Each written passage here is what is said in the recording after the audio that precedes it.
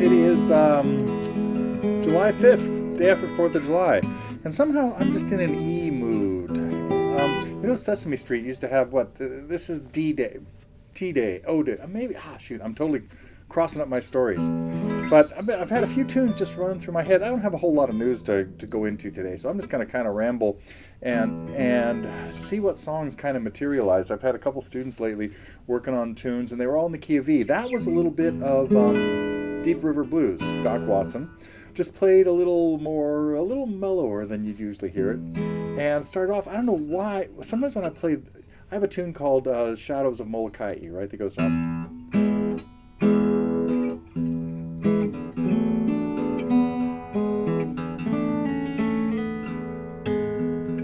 played this recently, I think. But when you hear that pair of notes, which is a third, this is the E and the G sharp, they're part of the E chord. And that's what we get in what I was noodling with back at the beginning. You probably recognized, you might be scratching your head saying, what the heck is that? It sounds really familiar. I was hearing Little Martha.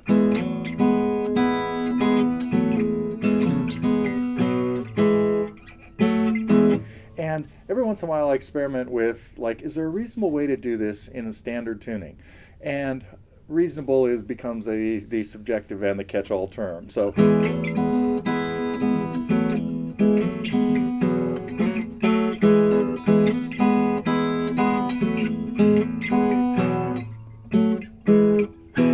that's how the second ending would be. Then we got to do it on A, right? And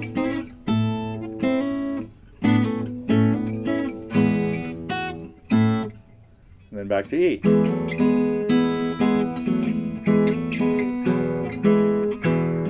Then we got to get those chords with maybe some bass notes.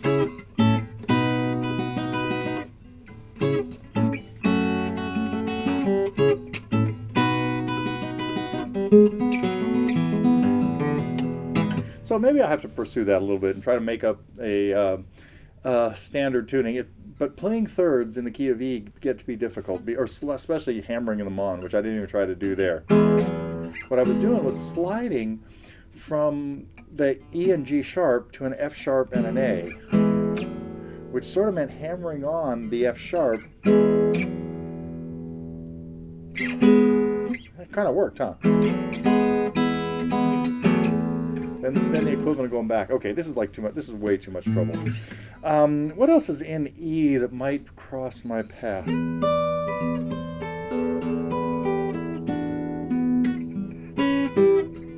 What happened there?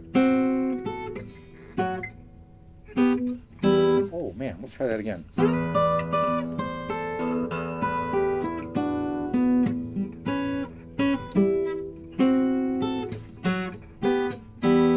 Usually it's played in this octave.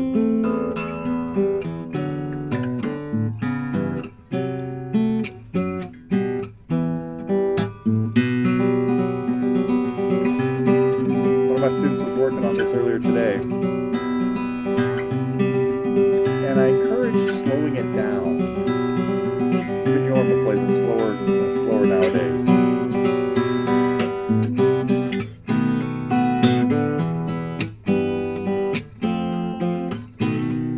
Might make the run coming up. I was going to say at least possible. Let's see if I can remember it.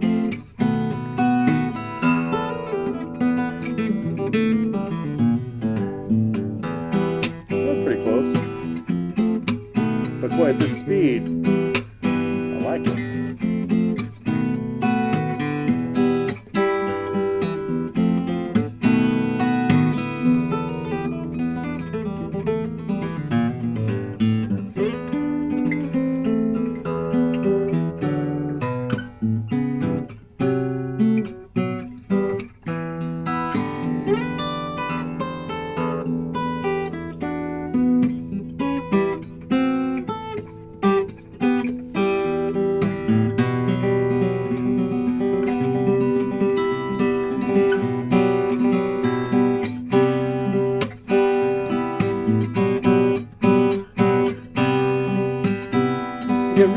Sounds, we've got notes that are very close to each other. What we're hearing on this B, kind of a B minor chord, is the clash of an F sharp and a G right next to each other.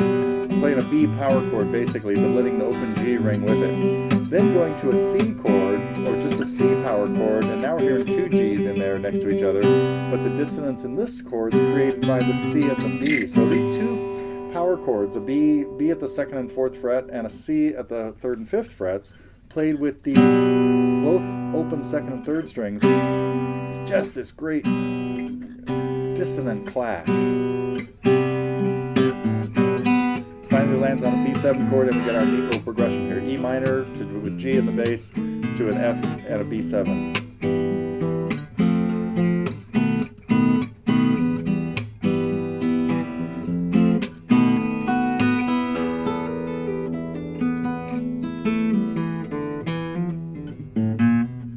Boy, slow it way down, don't even know how it goes.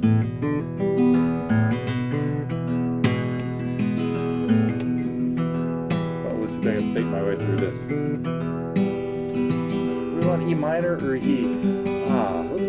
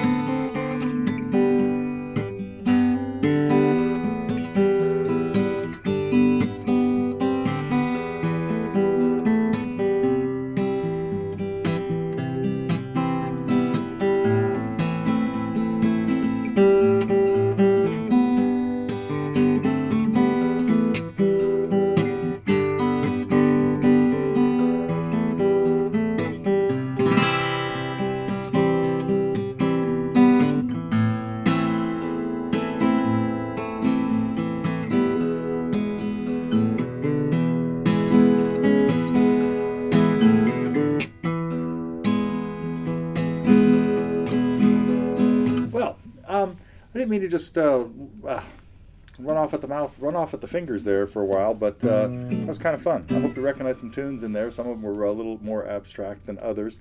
I guess I do have two things I'm going to talk about today. Oh, one is a really complicated lesson that Nesh put together for us. Beautiful tune, You Don't Have to Say You Love Me, as originally done by Dusty Springfield, and a really odd, well, maybe not odd, but interesting coincidence that some of the things I've been playing lately,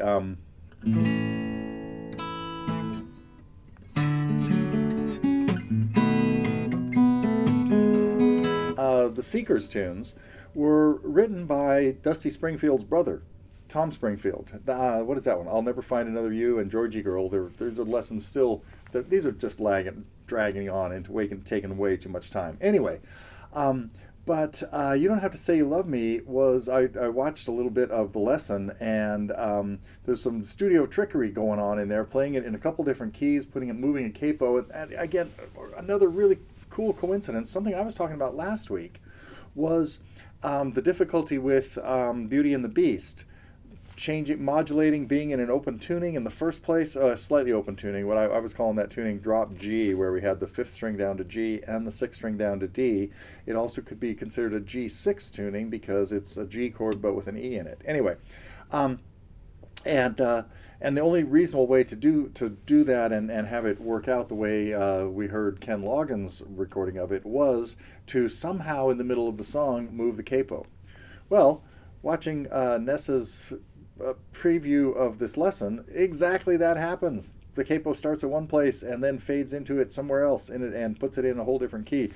So really detailed lesson on a really neat chord progression too. There's a lot going on in You Don't Have to Say You Love Me, so I encourage you to check that out. The other thing that that came up today was diminished chords. So this is going to turn into a mini lesson on diminished chords and why they work the way they do. It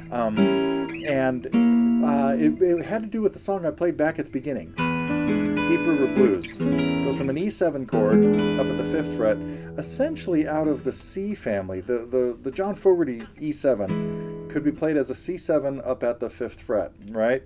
But we don't need a note on the 5th string, and I could instead have that same fret on the 1st string, but I have to rearrange my fingers. So that's the layout of this chord, that is the notes of an E7 chord played in just a different voicing that has the B on the top. And what we have here is all 4 notes of the chord, the E on the 2nd string, the G sharp on the 4th string, the B on the 1st string, and then the D that makes it 7 on the 3rd string. And that we can still use low E in the bass for that chord.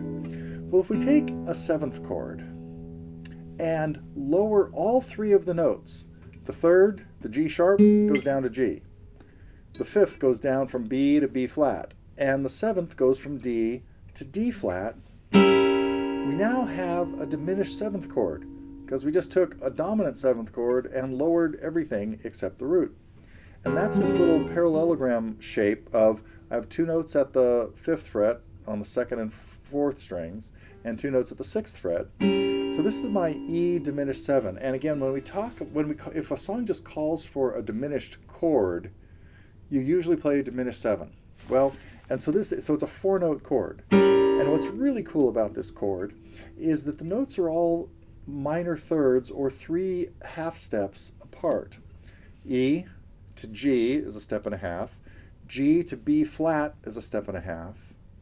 B flat to D flat is a step and a half. And that means that from D flat back to E is another step and a half. So if you picture these on a clock, a lot of times I use a clock to help visualize certain things. The notes on the clock, if you think about it going from 12 to 1 to 2 to 3, 4, 5, I'm kind of doing this as if it's your clock, not mine. And the notes in a diminished 7th chord would be notes that would be at 12 o'clock, 3 half steps away would be 3 o'clock, another 3 half steps away would be 6 o'clock, and another 3 half steps away would be 9 o'clock.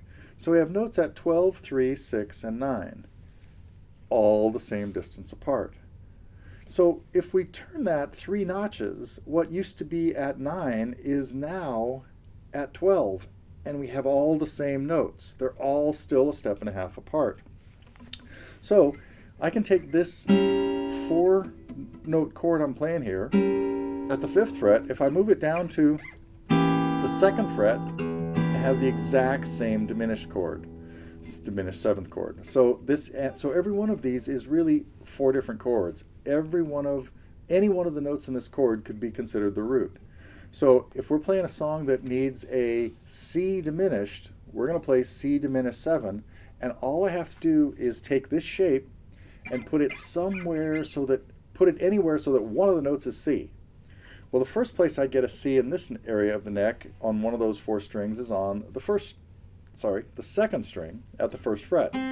So I play this shape here, and it's C diminished. The next place I get a C is going to be on the 3rd string. Well, it's going to be the 5th fret of the 3rd string. So here I just played it at the 1st and 2nd fret.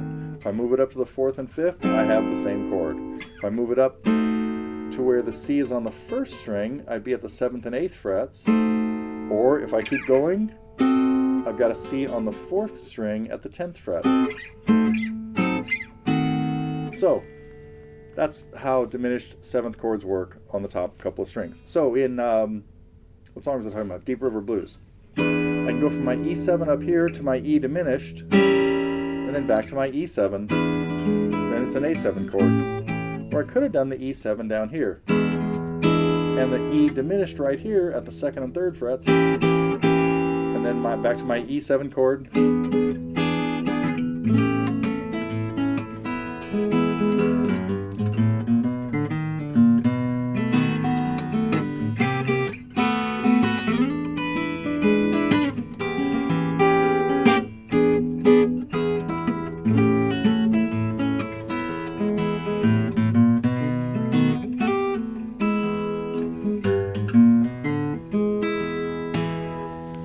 Okay, I think, boy, that's enough for today, I think.